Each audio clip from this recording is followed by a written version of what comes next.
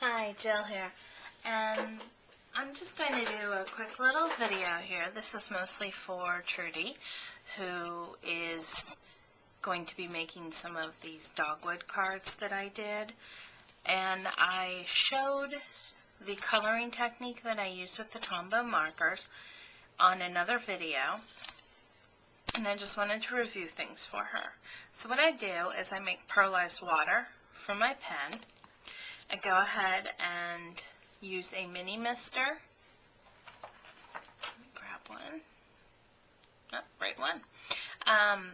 To mix my pearlized water. You can mix it in larger batches, but this way I know exactly what I'm doing. I use 2 scoops of perfect pearl, colored perfect pearls, put it into the mini mister, add water up to about here, and shake it up. And then I go ahead and empty this into a smaller container and use my water brush to pull the the water out of that container. And that gives me my pearl mix. Now I did mark it pearl because once the mica gets in here, this pen is not going to be good for just plain water. So I have several different water brushes. So for me, it's easy to dedicate one to the pearlized water. So that is the coloring technique with the Tombows that I review in another video.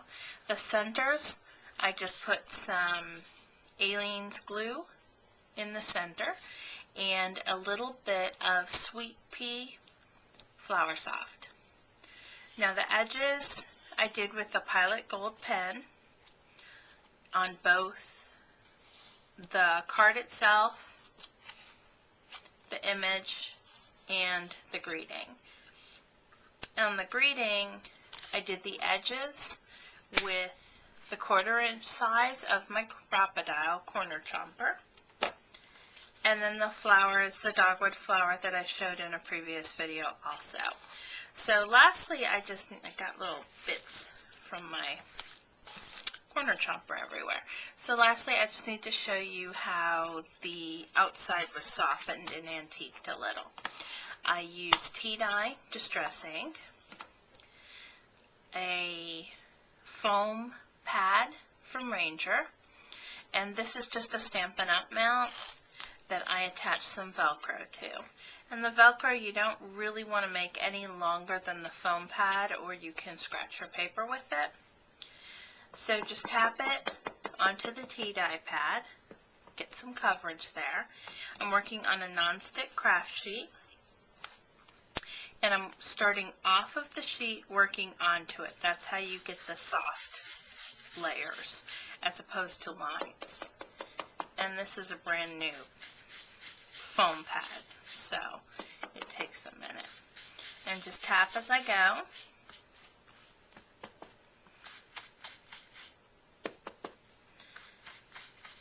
And then come in off of the edges. And I just want a light bit of coverage there.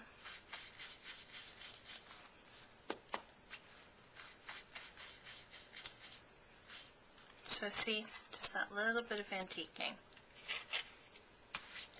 And then the happy birthday, again, just tap on your pad.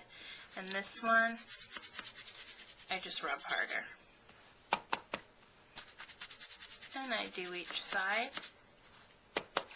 and you can get as dark as you want with that, or you can keep it pretty light, totally up to you. Okay, so that is it. That is how I did this card. And the only other thing that I meant to show is the embossing powder itself.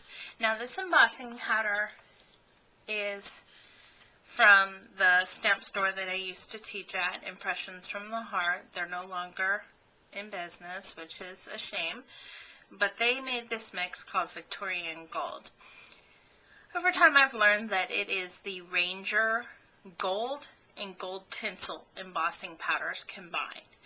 Well, when I went to stamp these up, I didn't have this is what I had of that powder.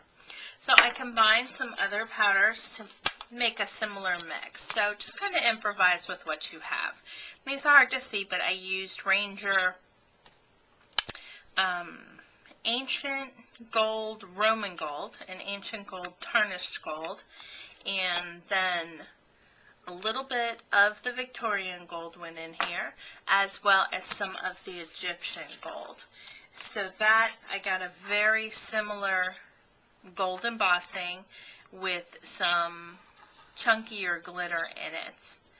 And it makes a really nice mix, and it really stands out. It's very different. So that is how everything was done on this card. Thanks for stopping by. Have a great day.